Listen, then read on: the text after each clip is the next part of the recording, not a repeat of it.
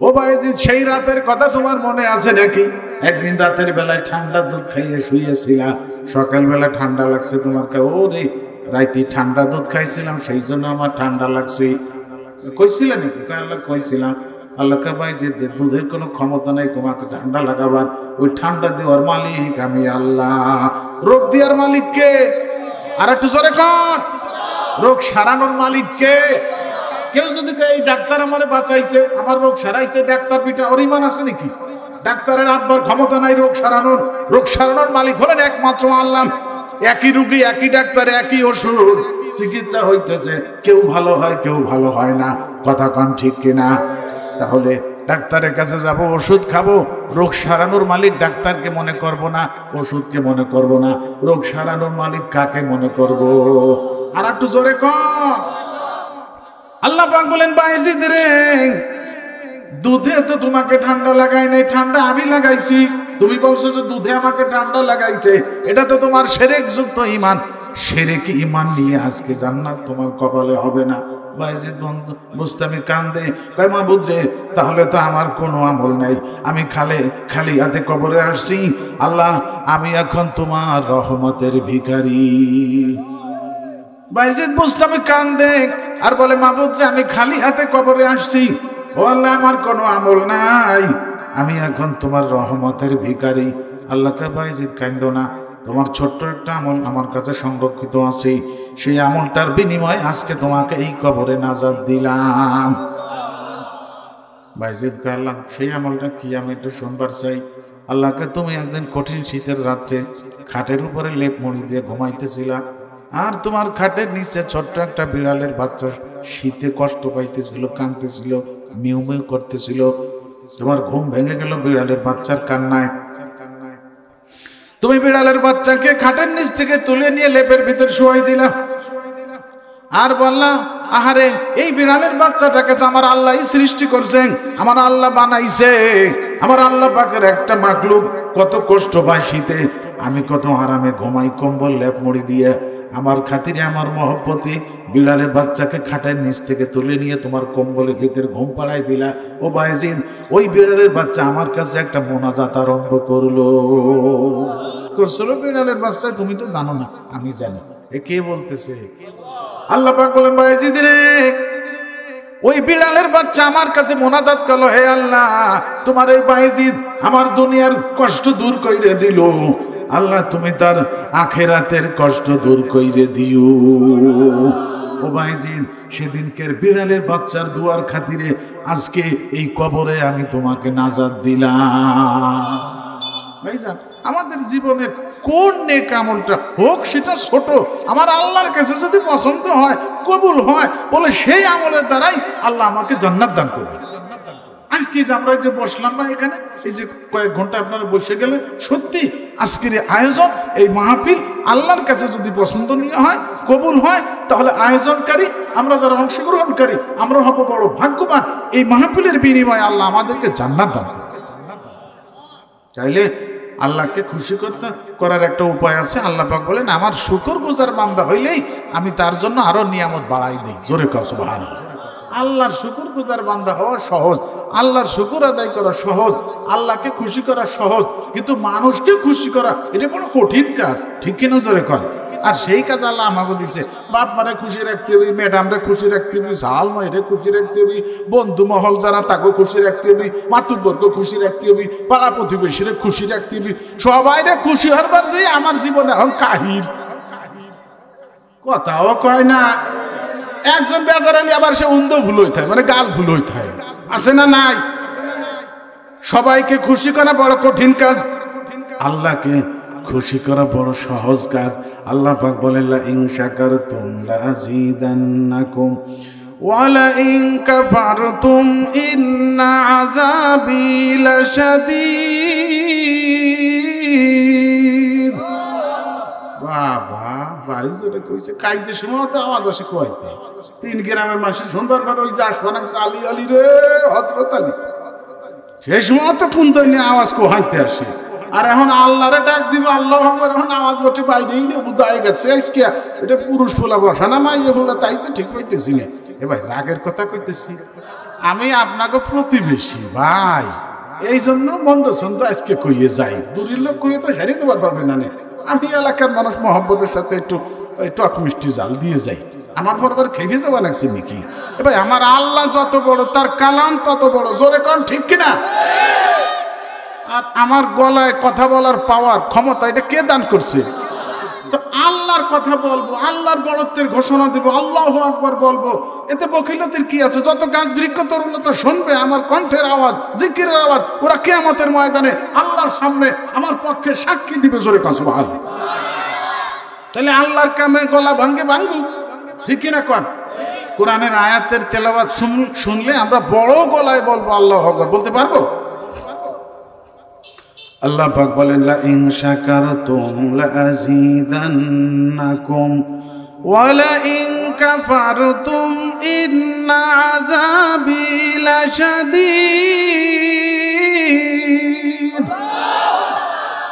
আল্লাহ পাক বলেন তোমরা যদি আমার শুকর আদায় করো, আমি খুশি হইয়া তোমাদের জন্য আরো অসংখ্য নিয়ামত বাড়াইয়ে দিব। এটা কার কথা রে ভাই? আল্লাহর শুকর আদায় করে একেবারে সহজ। কি দিয়ে করব? আমাদের কণ্ঠে কথা বলার ক্ষমতা, এটা কার দান? আল্লাহর দেয়া কণ্ঠ আল্লাহর সন্তুষ্টির কাছে ভেঙে যায়। যাক, প্রত্যেকে গলা ছাড়িয়ে দিয়ে একটু জোরে সরে কণ্ঠ আলহামদুলিল্লাহ, নারায়ে তাকবীর। আল কোরআনের আলো, কোরআন হাদিস যেখানে। কষ্ট দিলাম নাকি ভাই? আমি কিছু দিবার না পারলেও দোয়া তো দিবার পারবানি। আমি দোয়া দিলাম, হে আল্লাহ, আজকের এই মাহফিলের আয়োজন যারা করেছেন, যারা সহযোগিতা করেছেন, এই মুহূর্তে যারা অংশগ্রহণ করলেন, সামনে আরো যারা আসবে, মহিলা প্যান্ডেলে মহিলাই, পুরুষ প্যান্ডেলে পুরুষ, আল্লাহ প্রত্যেকটা মানুষের পিছনের জীবনের সমস্ত গুনাহ খাতা তুমি এখন মাফ করে দাও। সবাই বলেন আমিন। আল্লাহ এই মানুষগুলোকে আমার নবীজি যেই জান্নাতে থাকবেন সেই জান্নাতে থাকবার জন্য কবুল করে নিও। সবাই বলেন আমিন। আল্লাহ এদের সঙ্গে আমাকেও নিও। আমারটা একটু কম হইল সওয়া। আমি আপনাদের সাথে থাকলে কোনো অসুবিধা? তাহলে আমারটা একটু জোরে আমিন কন। এইবার হয়েছে দাদা, বাড়ি খুশি হলাম। তা আরো দোয়া দিবানি, তবে মাঝে মধ্যে বিরক্ত করবে না, সুবহানাল্লাহ পড়তে হবে না। ও ভাই, তা পড়া যাবে না? আল্লাহ সবাইকে পড়ার তৌফিক দিয়ে, জোরে কান আমিন। আমরা এখানে যারা আসছি, আমরা প্রত্যেকেই আল্লাহর বান্দা, ঠিক কিনা ভাই? আল্লাহ পাক হলেন আমাদের মালিক, তিনি আমাদেরকে দুনিয়াতে পাঠাইছেন না আমাদের নিজেদের ইচ্ছা মধ্যে কোনাকুনি আইটেছি, তার হুকুমে আমরা আসছি, ঠিক না? আর আল্লাহ পাক শোনেও নাই যে ওহিদুজ্জামান তোমারে কত সালে পাঠাবো, 2000 সালে না 3000 সালে, এ আমাদের কাছে জিজ্ঞেস করছে নাকি? তার যখন ভালো মনে চাইছে সেই সময় আমাকে পাঠাইছে, ঠিক কিনা জোরে কর। আবার যখন এখান থেকে বিদায় হব তখনও তার ইচ্ছে মতো। আমাকে মনে চাই চিরদিন তাই যাওয়ার কথা। যে দালান বানাইছি ওই তুই, যে আমার ভাই ইদ্রিস ভাই যে বানাইছে তাজমহল ওনাকে বাড়ি, উরে আল্লাহ, সে ওর ভিতরে আমার রয়েছিল কিছুদিন আগে, এনার বাইরে বাইরে মনে করে না। এত আরামায়েশের জিনিস ভিতরে, দামি দামি খাট, কি সেই বাথরুম। বাবা, আলফাডাঙ্গা গেছিলাম এক ওয়াজে, আমি বললাম একটু বাথরুম দিতে, সে আধুনিক বিল্ডিং, বাথরুম দেখাই দিচ্ছে না, তার ভিতরে যে সেট, আর বাইরে বাইরে মনে করলাম, মনে করি ঘুমতে একটা। এত আরামায়েশের জিনিস থুইয়ে কবরে যাবার মনে কয়, কিন্তু মনে না কইলে কি হবে রে ভাই? মালিক যখন ডাক দিবে তখন আর থাকা যাবে না। যে অবস্থায় থাকি সেই অবস্থায় রওনা করা লাগবে, ঠিক কিনা কোন? তবে কথা হলো, আল্লাহ পাক আমাদেরকে বড় মহব্বত করেন, বড় ভালোবাসেন, তার দুইটা প্রমাণ। একটা প্রমাণ হলো আল্লাহ পাক আমাদেরকে মহব্বতের বান্দা মানুষ বানাইছে। মানুষকে আল্লাহ পাক বড় আদর করে বানাইছে। যত সৃষ্টি আল্লাহ করছে, সমস্ত সৃষ্টির মধ্যে মানুষ হইতেছে সর্বশ্রেষ্ঠ সৃষ্টি, ঠিক কিনা কোন? মানুষের চাইতে দামি মাখলুক আর পৃথিবীতে নাই। আল্লাহ পাক বড় আদর করে, মহব্বত করে, ভালোবেসে মানুষকে বানাইছে। দ্বিতীয় নম্বর কথা হলো, মানুষের মধ্যে আবার শ্রেষ্ঠ মানুষ আছে, আছে না? শ্রেষ্ঠ মানুষ হলো আল্লাহর বড় প্রিয়, সর্বকালের সর্বযুগের সর্বশ্রেষ্ঠ মহামানব, আপনার নবী, আমার নবী, বিশ্ব নবী, বিশ্ব সমূহের নবী, জনাবে মুহাম্মদুর রাসূলুল্লাহ সাল্লাল্লাহু আলাইহি ওয়াসাল্লামের উম্মত হিসেবে আমাদেরকে বানাইছে। জোরে কোন সুবহানাল্লাহ। এর চাইতে বড় পরিচয় আর আমাদের হইতে পারে না যে আল্লাহর প্রিয় হাবিবের উম্মত আল্লাহ আমাদেরকে বানাইছেন। কোনদিন আল্লাহর কাছে আমরা দাবি করিনি আল্লাহ দুনিয়াতে তোমার শেষ নবীর উম্মত, তোমার বন্ধুর উম্মত কইরে আমাদেরকে পাঠাইও। আল্লাহর কাছে কোনোদিন বলি নাই, দরখাস্ত করি নাই। বিনা বলায় বিনা দরখাস্তে আল্লাহ পাক নিজ মায়ায় নিজ গুণে আপনাকে আমাকে পছন্দ করেছেন, শেষ নবীর উম্মত হিসেবে দুনিয়াতে পাঠাইছে। ওরে আল্লাহ, শেষ নবীর উম্মতেরা আল্লাহর জান্নাতে পাও না রাখা পর্যন্ত অন্য কোন নবী রাসূলের উম্মতেরা জান্নাতে পাও রাখতে পারবে না। ঠিক কিনা জোরে কর। তাহলে আমাদের সবচেয়ে বড় পরিচয় সেটা হলো আমরা ঈমানদার এবং আল্লাহর হাবিবের উম্মত, আমরা আল্লাহর প্রিয় পাত্রের আল্লাহর বন্ধুর উম্মত আমরা। জোরে কর সুবহানাল্লাহ। আমার ভাইরা, এই ডিগ্রি এই সৌভাগ্য আল্লাহ পাক দয়া করে মায়া করেন আপনাকে আমাকে দান করছে। এখন কথা হলো এই ডিগ্রি সংরক্ষণ করা দরকার, হেফাজত করা দরকার। কথা কর। রেলগাড়িতে তো চলছেন, বাপে টিকিট কাইচাই নিয়ে দিচ্ছে। হ্যাঁ, যাবেন হলো রাজশাহী, বলমারিতে রাজশাহী যাবেন সকাল 8টা 8:30 বলমারিতে রাজশাহী যায় না রেলগাড়ি। বাপে টিকিট কাইটাই নিয়ে দিচ্ছে, 250 টাকা টিকিট নিয়ে যাও। আপনি কিছু দূর যাওয়ার পর টিকিট দেবেন, ঘোড়ার টিকিট ফেলাই দিলেন, অথবা যে কোনো কায়দায় আপনার টিকিট হারাই গেছে। গাড়িতে যেয়ে উঠছেন, কিছু দূর যাওয়ার পরে চেকার আসছে, আইসে কার টিকিট দেখান, আমার টিকিট ফেলাই দিছে, ছিঁড়ে ফেলাইছি। এই কথা কইলি কাজ হবে নাকি? জরিমানা দিয়ে তাড়াতাড়ি 500, ঠিক না? জরিমানা কত? আমি গোপালগঞ্জ থেকে ট্রেনে উঠছি, কত আসলে এত বড় লম্বা লাইন, সে লাইন ওই রকম ওইতে গাড়ি চলেছে, লাইন আরো রয়েছে 10-20 জন। টিকিট কাটবেন দেখে ভাই ভিতরে মাস্টার যে টিকিট কাটে কয় আপনারা যার যার ভিতরে উঠে যান, এখন আর টাইম নেই, গাড়ি ছাড়িয়ে দিবি। ওই টিকিট নিতে নিতে গাড়ি চলে যাবে, সে বলমারি ছাড়াই কতক্ষণ দেখে। এখন আমরা দৌড়ে এসে গাড়িতে উঠছি, কিছুক্ষণ পরে এসে 2 কান্তে 2টি ঝুলা শিকার এসে কয় টিকিট পাই ধরেন। আমার কাছে টিকিট তো দেয় নাই, লাইন লম্বা, গাড়ি চলে আইসে, কয়টা টাকা দেয়। বলমারি পর্যন্ত গোপালগঞ্জের ভাড়া হলো 55 টাকা, দিছি 55, কয় টাকা দিতে বলে 120 টাকা। আচ্ছা কে ভাড়া হলো 55 টাকা দিতেছি, আপনি একটা টিকিট দেন। ওরা দেয় নাই, কয় টিকিট নিয়ে থেকে 120 টাকা লাগবে। আচ্ছা ভাড়া হলো 55, 55 হলে কি হবে? টিকিট ছাড়া উঠছেন না, আপনার জরিমানা দিয়ে লাগবে। আমি উঠছি নাকি? ওই যে আপনার লোকজন উঠেছে, ও বুঝি না, টিকিট ছাড়া গাড়িতে উঠা নিষেধ, টিকিট ছাড়া উঠছেন, জরিমানা দিবেন আপনি 120 টাকা। বাইরে হলে তাড়াতাড়ি গসাত করে কোন মুসিবতে পড়লাম। কথা কর না ভাই। আহারে, আল্লাহ পাক তো আমাদেরকে তার বন্ধুর উম্মত বানাইছে, এর চাইতে বড় ডিগ্রি আমাদের আর নাই। ঠিক কিনা বলেন? আল্লাহ পাক আপনাকে আমাকে ইমানদারের ঘরে দুনিয়াতে পাঠাইছে। আমাদের আব্বা মা ইমানদার, কথা বলেন। আমাদের দাদা দাদি নানা নানি সবাই ইমানদার, আমিও ইমানদার। আল্লাহ আমাকে বানাইছে। এবার এই ডিগ্রি নিয়ে যদি আল্লাহর কাছে যাইতে পারি, তাহলে আমাদের সমস্ত ঘাটি পার আল্লাহ পাক করাই দিবেন। মরণের সময় যদি ইমানের ডিগ্রি নিয়ে মরতে পারি, তাহলে কবরে আমাদের কোনো ভয় নাই। জোরে কান সুবহানাল্লাহ। এমন আল্লাহ পাক স্পষ্ট বলে দিয়েছেন, আলা ইন্না আউলিয়া আল্লাহি লা খাউফুন আলাইহিম ওয়া লা হুম ইয়াহজানুন। আল্লাহ পাক বলেন, যারা আমার বন্ধু হইতে পারবা তাদের কোনো ভয় নাই, মরণে ভয় নাই, কবরে ভয় নাই, মিজানে পুলসিরাতে কোনো জায়গা কোনো ভয় নাই। জোরে কর সুবহানাল্লাহ। আমার ভাইরা, এখন আমাদের যাচাই বাছাই করা দরকার। যে টিকিট আল্লাহ পাক দিয়েছেন আমাদেরকে, জান্নাতের টিকিট দিয়ে দিয়েছেন, কারণ ইমানদারেরা তো জান্নাতি হবে। ঠিক কিনা যেরকম আমরা যারা ইমানদার, নিঃসন্দেহে আমরা আল্লাহর জান্নাতি হব। কিন্তু দুনিয়াতে একটু পরীক্ষার ব্যবস্থা আল্লাহ পাক করছেন। এটা হলো পরীক্ষার হল। ইবলিস শয়তানকে আপনার আমার পিছনে আল্লাহ পাক লেলিয়ে দিয়েছেন। ফজরের আজান হইলে ইবলিস শয়তান ঘরের ভিতরে প্রবেশ করে, যে মাথায় হাত বুলায়, পিঠে হাত ডলে। ওরে আল্লাহ, ঘুমাও ঘুমাও ঘুমাও দুদু। কথা কর নাকি? দুদু কয় না, এটা বলে আমি বানাই খেলাম আর কি, মানে এটা আপনাকে বুঝানোর জন্য আদর হইলে কয় ঘুমাও। কে বল দিলে আজান আর 40 মিনিট পরে জামাত, এত আগে কালের মধ্যে উঠে কুহু কুহুরে মরবে না কলাম। এরকম একটা মনে হয় না ওই সময় যে আজান দিছে জামাতের লেগে 50-এ কথা কন না কে 5:50 হলো জামাত হবি আর আজান দিছে 5:15-তে। কালকে আগের রাতে বাহির দিয়ে মাদ্রাসায় ওয়াজ করছি, আমারে দিছে হলো শেষ বক্তা, আখেরি বক্তা। কত বড় বক্তা আমি হইছি, ফজরের আজান পর্যন্ত আমি ওয়াজ করছি বাহির দিয়ে মাদ্রাসা। এখন সেই আজান হলো 5:10, 15 বাজে যায়, যে ঘোষক এনে কবি কামাই যে হুজুর ওয়াজ ছাড়ান দেন, আজানের রক্ত হইছে। তা সে শ্রোতারা যে কয়জনই থাক এমন ভাবে ওয়াজ শুনতেছে, আমিও করতেছি, আর ওসে কবারই টাইম পায় না, খালি করে এই পাশে এসে আবার এই পাশে, কি হইলো ওইটা, খালি এই পাশে ওই পাশে যায়, কি হয়েছে দেখি। পরে আমি কিছু মনে মনে কিছু কি হইলো, পরে এই ফিলে চাইছি কয় হুজুর এই আজানটা হয়ে যাক, এরপরে ওয়াজ করেন, মানে ওয়াজ থামাই দেন, ওই কথা কবার সাহস পাইতেছে না। কারণ এই যে এখন আপনারা যেভাবে শুনতেছেন আল্লাহর কোরআনের কথা, নবীজির কথা, এখন যদি কেউ এসে আমার থামাই দেয়, ওরা ঘুষে আমার পিঠ, কি ঠিক না?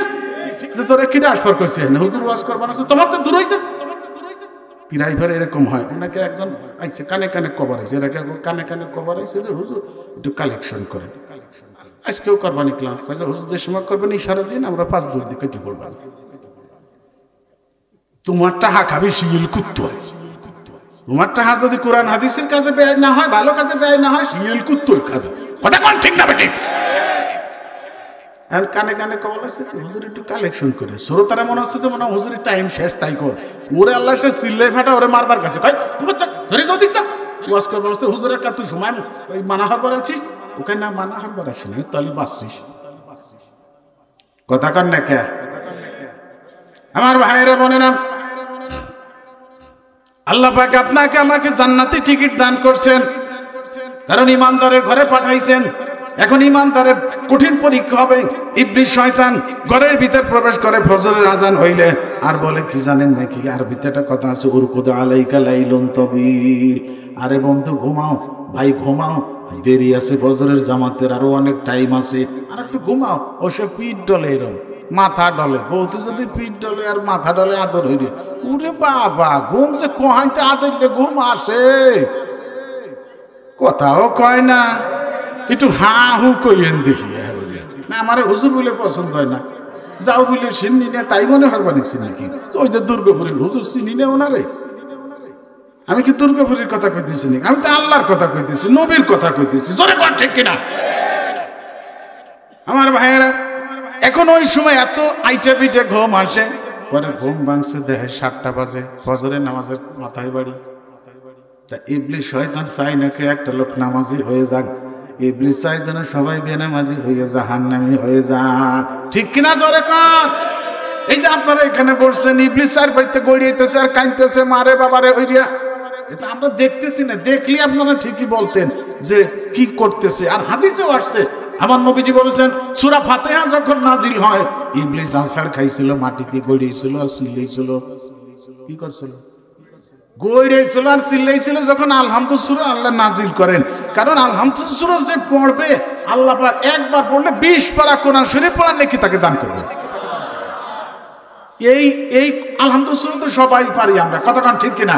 তা ইবলিসের মাথায় বাড়ি যে আলহামদুলিল্লাহ সূরা নাজিল করলো আল্লাহ, এ সবাই পড়বে, সবাই কোরআন পড়ার নেকি পাবে, সবাই জান্নাতি হয়ে যাবে, আমার বইরে মাথায় মোটে একটা বাড়ি পড়বে, জোরে কোন ঠিক কিনা। এই জন্য সে আসার পাশার খেয়ে মাটিতে গড়িয়েছিল, কান ছিল সমানে, বিছের নাগাল ছাটাই ছিল, যে এই সুর কি জন্য নাজিল হলো রে, মাথায় বাড়ি হয়ে গেল আমার। তো আজকে যারা এখানে বসছে এদের উপর আল্লাহর রহমত নাজিল হইতেছে, জোরে কর সুবহানাল্লাহ। ফেরেশতারা তাদের নূরের পাখা দিয়ে আমাদেরকে বেষ্টনী দিছে।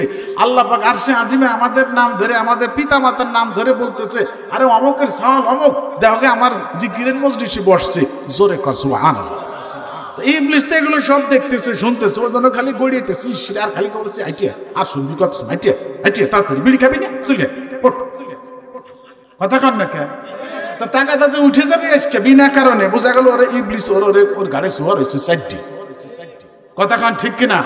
আজকে ইবলিসে শোয়ায় ফেলাবো, এই জায়গাতে নড়বো না, এই জায়গায় মরে গেলেও বিনা হিসেবে জান্নাতি, জোরে কন সুবহানাল্লাহ। আমার ভাইরা, আমি বলতেছিলাম ইবলিস শয়তান আছে না মারা গেছে? মারা গেছে, ওর মউত আছে নাকি? ওর বৃদ্ধি আল্লাহ সেটাই দিস, ও কিয়ামত পর্যন্ত বাইচে থাকবি, আপনাকে কিয়ামত পর্যন্ত বাইচে থাকবো, মইরে সারছি, কথা কন নাকি। এখন এখানে এমন লোক আমরা বসে আছি যাদের বেশিরভাগ হায়াত পাশে চলে গেছে, আর অল্প সময় আপনার আমার বাকি আছে, ঠিক কিনা ভাই? যুবকরা কয় হুজুর আপনারা বুড়ো কটা যে কাজটা ওই কটা কাছাই গেছি, আমাকে দেরি আছে না। কত যুবকের জানাজা আমরা পড়ছি, পড়ি নাই? যারা আমাদের মাটি দেওয়ার কথা ছিল তাদেরকে আমরা নিজে হাতে মাটি দিছি, আমাদের সাথে কম বয়সী ছেলে পেলে কথা কম, ঠিক না ঠিক? এই জন্য মরার ব্যাপারে কোনো সিরিয়াল নাই, কোনো ধারাবাহিকতা নাই। বাপের সামনে ছেলে, দাদার সামনে নাতি চলে যেতেছে, ঠিক কিনা ভাই? আমার ভাইয়েরা বোনেরা লক্ষ্য করেন, ইবলিস আপনার আমার শত্রু, ঠিক কিনা কোন? ইমানের শত্রু, আমাদেরকে বেঈমান বানাবে। অথচ আমরা নিয়ত করছি আল্লাহর জান্নাতে যাব। জোরে কসবা আল্লাহর জান্নাতে যাওয়ার নিয়ত করছেন কেরা কেরা? দুই হাত উঁচু করে দেখান আল্লাহরে। নারায়ে তাকবীর। হাত নামা, আল্লাহ কবুল করে নিয়ে জোরে সরে বলেন আমিন। এখন জান্নাতের টিকিটও আল্লাহ আমাদের দিয়ে দিছে, কারণ আমরা সবাই ইমানদার। ইমানদারের জন্যই তো আল্লাহ জান্নাত বানাইছে, ঠিক না ভাই? এখন কত হলো হইছে, শয়তান ইমান ছিনতাইকারী, ইমান কাইড়ে নিয়ে যাবে ইবলিস শয়তান, আপনার আমার পিছনে লেগে থাকবে সর্বক্ষণ। হাদিসের ভিতর আসছে মরণের সময় ইবলিস প্রত্যেকটা মানুষের সামনে আসবে, চূড়ান্ত তাকে ধোঁকা দিবে, মরণ কামড় দিবে, কোন রকম যেন একটা লোক ইমান নিয়ে মরতে না পারে। এবার ওই সময় যারা সাধারণ দুর্বল ইমান, ইবলিসের হাত থেকে তাদের ইমান বাঁচানো কঠিন হয়ে যাবে। এই জন্য আমার রাসূল বলেছেন জাদ্দিদু ঈমানাকুম, এ আমার উম্মত তোমাদের ইমানকে নতুন বানাও, ইমানকে শক্তিশালী বানাও। জোরে কও সুবহানাল্লাহ। ডাল যদি শক্তিশালী হয়, কাইজে তো আপনারা করেন আউট হইতে পড়িয়া, যতই ডাল বেচে কুবার কাজ হবে না। মজবুত ডাল, কথা কোন ঠিক কিনা? আর ডাল বেতের ডাল একেবারে পয়সে আর নিয়ে হারে পয়সে গেছে, কইলে ওই নিয়ে গেছে কাইজে হবে প্রথম ধাক্কাতে আর ফাঁক হইয়া, কথা খান ঠিক কিনা? একেবারে কইছে বরাবর মাইরে দিবেন প্রথমটাই। আমার নবীজি কি বলেন? তোমাদের ইমানকে শক্তিশালী বানাও, মজবুত বানাও, তাহলে ইবলিস শয়তান তোমাদের ইমানের কোনো ক্ষতি করতে পারবে না। কথা বলেন ঠিক কিনা? হ্যাঁ আমার ভাইয়েরা, এখন ইমান শক্তিশালী কিভাবে বানাবো? শক্তিশালী কিভাবে বানাবো? আমার রাসূল বলেন আকসিরু মিন কাউলি লা ইলাহা ইল্লাল্লাহ, ওরে লা ইলাহা ইল্লাল্লাহ বেশি বেশি বলো, লা ইলাহা ইল্লাল্লাহ বেশি বেশি পড়ো, তাহলে তোমার ইমান শক্তিশালী হয়ে যাবে। এ ভাই, ইমানের একটা মজলিস আছে, পরিবেশ আছে। ইমানি পরিবেশে গেলে মানুষের ইমান শক্তিশালী হয়, ইমান বাড়ে, ইমান মজবুত হয়। ওরে আল্লাহ, ইমান ধ্বংসকারী মজলিস আছে, পরিবেশ আছে, সেই মজলিসে পরিবেশে যদি আপনি যান তাহলে আপনার ইমান ধ্বংস হয়ে যাবে। পরিবেশে মানুষ বাধ্য হয় ভালো মন্দ হবার জন্য, কথা কোন ঠিক কিনা? মসজিদে যখন মানুষ যায় তার ইমান মজবুত হয়, ইমান শক্তিশালী হয়। ইমানি আলোচনার মজলিসে আপনারা এখন বসছেন, আল্লাহ পাকের রহমতে আপনারা বড় ভাগ্যবান, প্রত্যেকের ইমান এখন শক্তিশালী মজবুত। একটু জোরে সরে কান সুবহানাল্লাহ। কিন্তু বেঈমানি পরিবেশও আছে। তার ভিতরে আপনাদের কাছে জিজ্ঞেস করি, আচ্ছা বলেন তো, দুনিয়ার মধ্যে দেখছো আমি কি ওয়াজ করি, সব জানে সবাই, হাদিস সব মুখস্থ। মসজিদের চাইতে দামি জায়গা, পবিত্র জায়গা, শ্রেষ্ঠ জায়গা আর পৃথিবীতে নাই। জোরে কোন ঠিক কিনা? আচ্ছা এইবার আর একটা মাসলা জিজ্ঞেস করি, সবচাইতে নিকৃষ্ট জায়গা কোনটা? আমি ওয়াজ করবো না আজকে, যেটা কই সেটা দিয়ে আপনারা পারেন। নিকৃষ্ট জায়গা হলো বাজার। এটা আপনার কথা না, আমার কথা না, আমাদের নবীজির পবিত্র মুখের বাণী, ঠিক কিনা? জোরে কর। নিকৃষ্ট জায়গা বাজার, সেখানে গেলে আমাদের আর বাড়ি আসতে মন চায় না। নিকৃষ্ট জায়গা যারা থাকে সেখানে ইমানও আস্তে আস্তে এরকম ভাবে কি হয়ে যায়, নষ্ট হয়ে যাইতে থাকে, ঠিক কিনা? যখন মলিন হয়ে যাইতে থাকে, ইমান দুর্বল হয়ে যাইতে থাকে। আর ইমানি পরিবেশে আসলে এই যে আপনারা মাঝে মধ্যে সুবহানাল্লাহ পড়তেছেন, আলহামদুলিল্লাহ পড়তেছেন, চার দোকানে সুবহানাল্লাহ পড়েন না? সেই জায়গায় ফাটার নাগাল বহাবই হরে, কাজাকাজি হরে চার দোকানে। নবীজি বাজারে বেশিক্ষণ সময় কাটাইতে মানা করছি এমনি এমনি নাকি? বাজার নিকৃষ্ট জায়গা, নবী কি এমনি এমনি বলছে রে মিয়া? কিন্তু আমাদের অভ্যাস হলো কি, বাজারে গেলে আর আমাকে বাড়ি আসবার মনে চায় না, ঠিক কিনা? জোরে কোন। বাজার এই যে মোটামুটি আসলো না, দেহে না নে ঠেলা কারে খায়, ওরে বাবা কোনো কাম নাই। বিকেল বেলা লাইট নিয়ে বাইরেছে আর বাড়ি আসার কথা ভুলিয়ে গেছে। ওনার তালাশে বাড়ি যাচ্ছি, কাকা কন একা বাজারে গেছে, একটু দরকার ছিল আসবে না, কোন সময়? ও বাজারে গেছে না, আজকে নাও আসবে। কথা কন না কে? বাজারে গেলে আমাদের বাড়ি আসতে মন চায় না, মসজিদে যাইতেই মনে চায় না। যদি বা কখনো যায় আমি দাবা দাবি শর্টফট কেন যেন জেলখানা আটকা পড়ছে, বাইরে বার বললি বাসে, কথা কন ঠিক কিনা? আমার ভাইরা, মসজিদের চাইতে বাজারকে কেউ যদি বেশি ভালোবাসে, ওই সময় আল্লাহ পাক 4টে গজবের দরজা খুলবে দুনিয়াতে। জোরে কান নাউজুবিল্লাহ। কয়টা গজব? 4টে গজব নাজিল হবে। মানুষ যখন মসজিদের চাইতে বাজারকে বেশি ভালোবাসবে। হ্যাঁ, বাজারে যাওয়া নিষেধ না, আপনি যাবেন, আপনার বেচা কিনা আছে, অবশ্যই বাজারে যাবেন, ডাক্তার দেখাবেন, বাজারে যাবেন, কিন্তু আপনার বেচা কিনা যখন শেষ তখন বাজারে দেরি করা যাবে না, বাড়ি চলে আসতে হবে। আমরা বিনা কারণে বাজারে যাইয়ে 5 যাইতেছি, ভাও গল্প, ভুলুও গল্প, ও কাকা ভোট এবার কারে দিবানে, এলাম আগো বাজারের কাম। এটা কি বেচা কিনার কাম হইল নাকি? রাগের কথা কইতেছি নাকি? আমার ভাইরা বোনেরা, তো বলতেছিলাম কি, মানুষ যখন মসজিদের চাইতে বাজারকে বেশি ভালোবাসবে, ওই সময় আল্লাহ 4টে গজবের দরজা খুলে দিবে দুনিয়াতে। তার মধ্যে একটা গজব হলো ওই দেশে ভূমিকম্প নাজিল হবে। জোরে কর নাউজুবিল্লাহ। এই যে কিছুদিন আগে ধাক্কাটা দিয়ে গেছে না ভূমিকম্প, আমাকে ভয় আছে নাকি? আমাকে আলী সাহস হয়ে গেছে, ঠিক কিনা? জোরে কর। তবে দালানের ভিতরে ভাল দিয়ে পড়েছে। ঢাকা বিশ্ববিদ্যালয়ের একটা ছাত্র যখন ভূমিকম্প হয় দোতলাতে ভাল দিয়ে নিচে নেমে হাত ভাঙিয়ে গুঁড়ো হয়ে গেছে। বিপদে পড়লি সেই সময় খালি আল্লাহর কথা মনে পড়ে। কথা কান না কে? একে আমার বানানোর কথা নাকি? এবার যেদিন ভূমিকম্প হইল সেই দিন বড় বড় দালানে যারা ছিল ভালাই ভালাই বাইরে নাম্বার যে আসার পাশার গুতো খাইছে, আর ওই ছিল দোতলাতে ভাইছে নামছে। দালান যদি ভাঙ্গি পড়ে যায় মাথার বা ওর সাথে নিচে পড়ি, পাও ভাঙ্গে ভাঙ্গু, ভালাই যে নিচে পড়ছে। ভূমিকম্প কেন নাজিল হয় সেইটার দিকে আমাদের কোনো খবর নাই।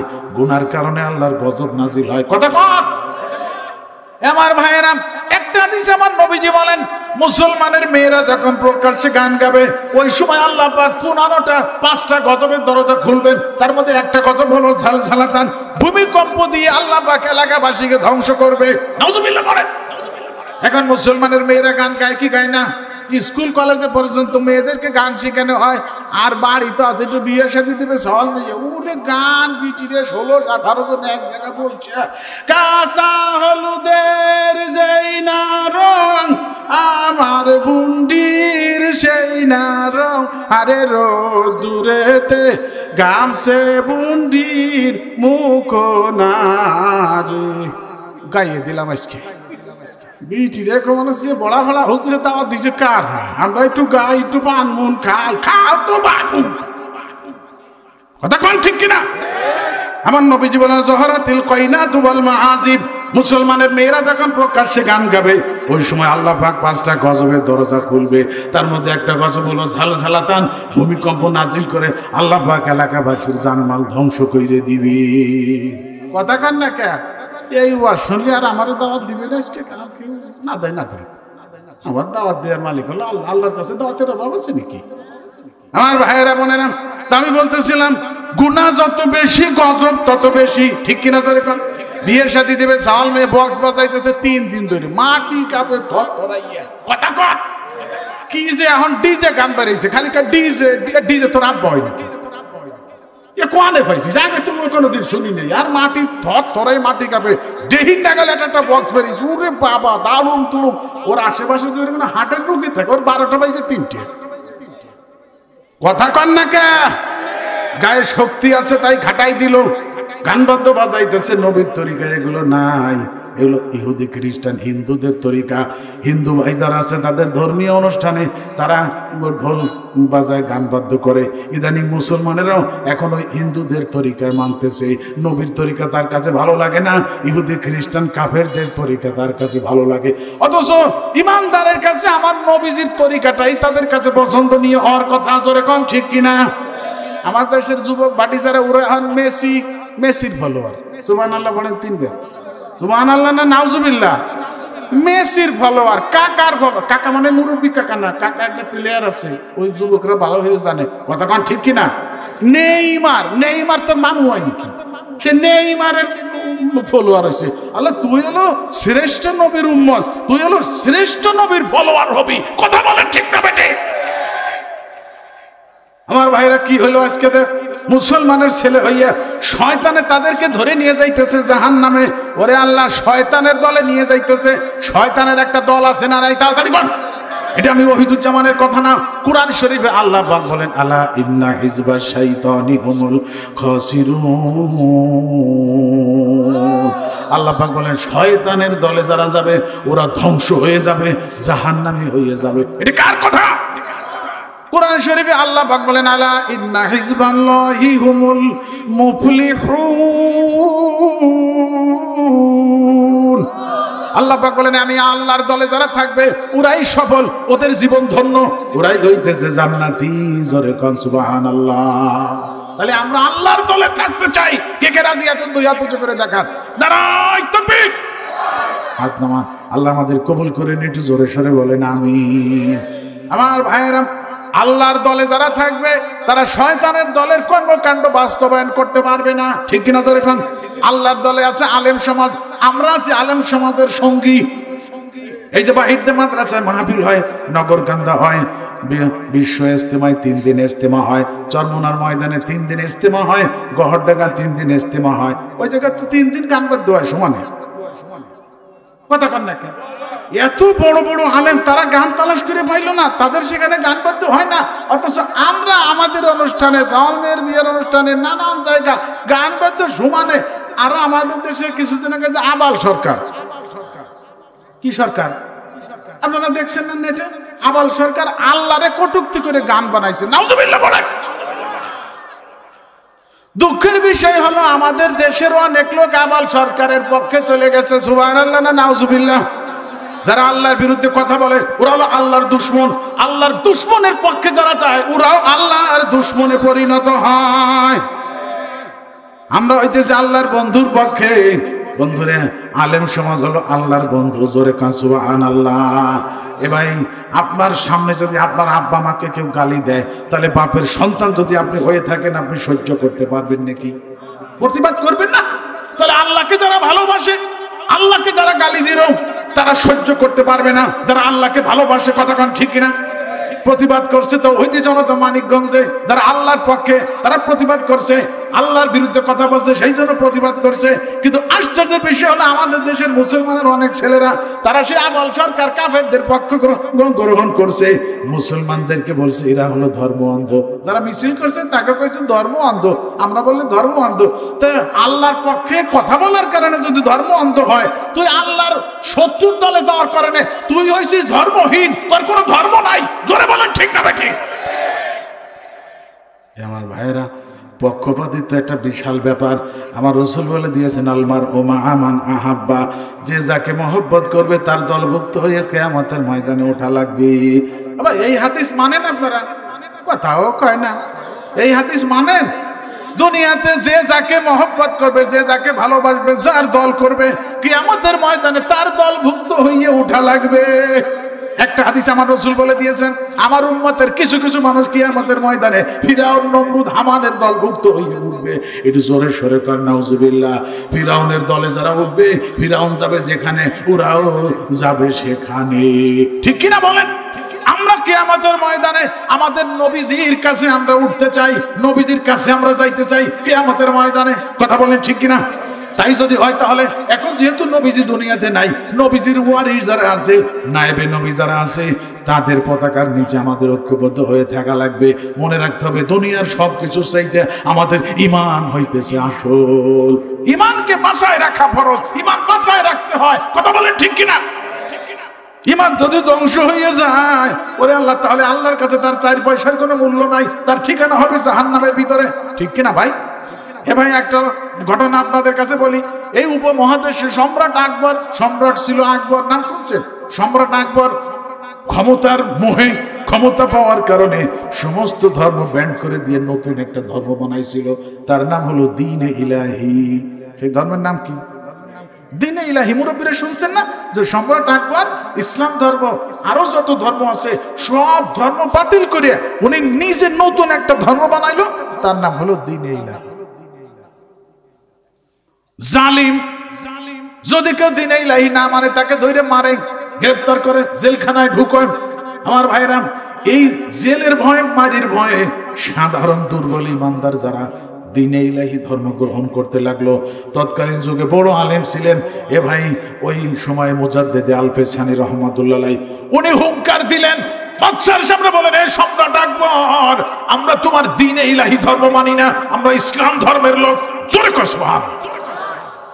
এই ঘোষণা যখন করলো মুজাদ্দেদে আল-পেছানি রাহমাতুল্লাহ আলাইহি, সঙ্গে সঙ্গে ওই জালিম বাদশার জালিম সেনাবাহিনী তাকে গ্রেফতার করে নিয়ে গেল, জেলখানার ভিতরে রেখে দিল। উনি বলেন, জেল হয় হোক, অসুবিধা নাই, আমার জীবন চলে যায় যাক, তবু ঈমান ছাড়া যাবে না। এবং আমাদের জীবন কয়টা, জান কয়টা, মৃত্যু হবে আমাদের কয়বার, তো সেই মৃত্যু যেন আল্লাহর রাস্তায় হয়, ঈমানের সঙ্গে হয়। জোরে বলা ঠিক না বেটে? আমার ভাইয়েরা বোনেরা, মুজাদ্দেদে আল-পেছানি প্রতিবাদ করলেন, তোমার দ্বীনে ইলাহি আমরা মানি না। জেলখানার মধ্যে হলো তার ঠিকানা। আমার ভাইরা, পরবর্তীতে সেনাবাহিনীর মধ্যে যখন বিদ্রোহ শুরু হলো, তখন বাধ্য হলো সম্রাট আকবর মুজাদ্দেদে আল-পেছানিকে মুক্তি দেওয়ার। জোরে কস, তাকে মুক্তি দিতে বাধ্য হইল।